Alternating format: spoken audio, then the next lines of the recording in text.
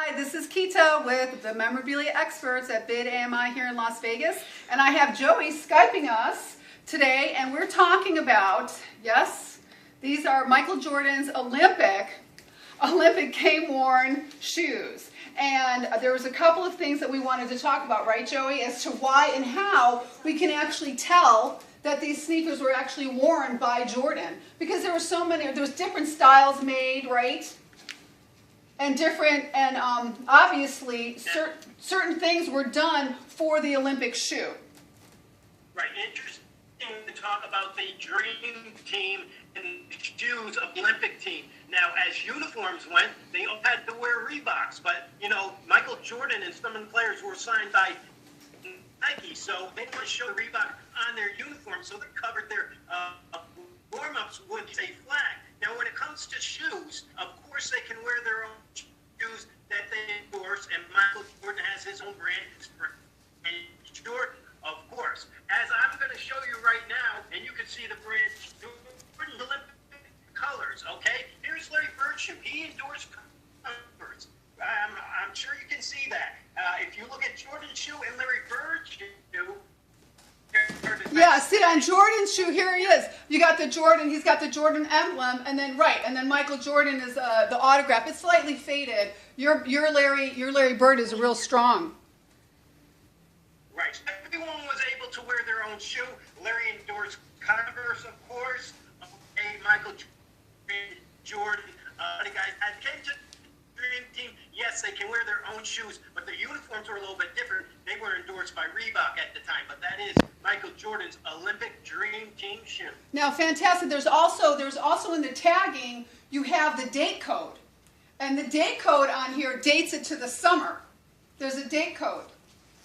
You see the date code, the numbers?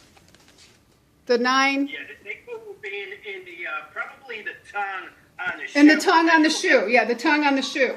It should say USA right on the tongue.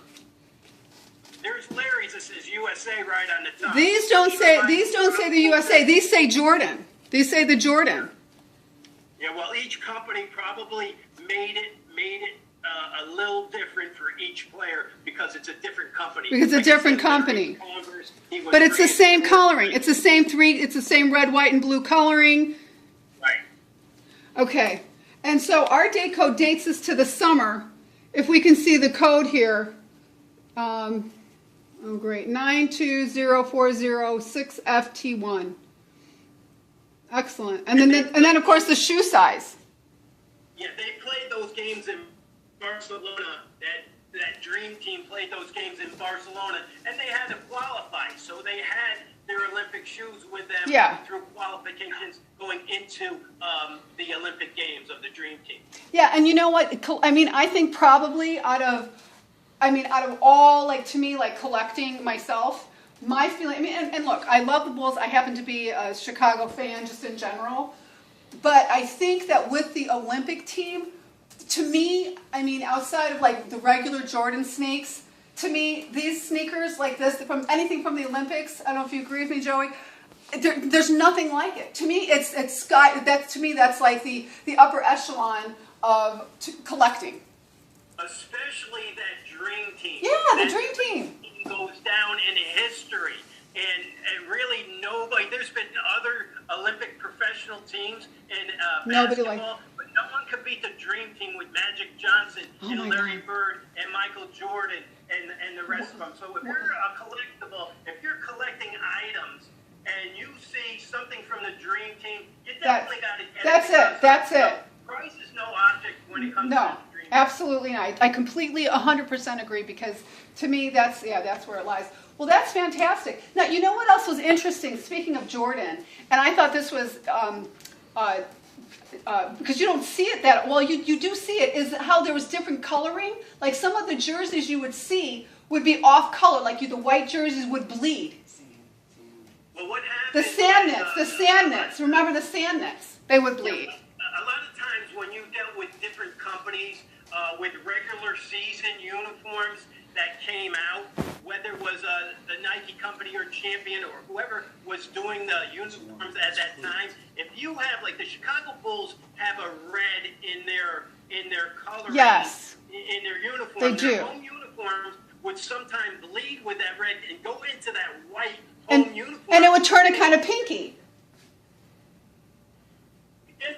Hue home uniforms. So what would happen is that equipment manager, who was John Lickmanowski out in Chicago, who's been there for years and years and years, he would have to coordinate with that company and say, well, the bleeding went into the uniform, and then they would have to get more uniforms in, and the company would have to correct that. But that would happen with teams that would have red in their uniform. Well, like It happened with the Clippers, too, because they had red in their uniform. now, but basically, by actually, right, for us, like when we're looking for the authentication, if I'm seeing a jersey that has that pinkish hue, that tells me that jersey was worn and washed.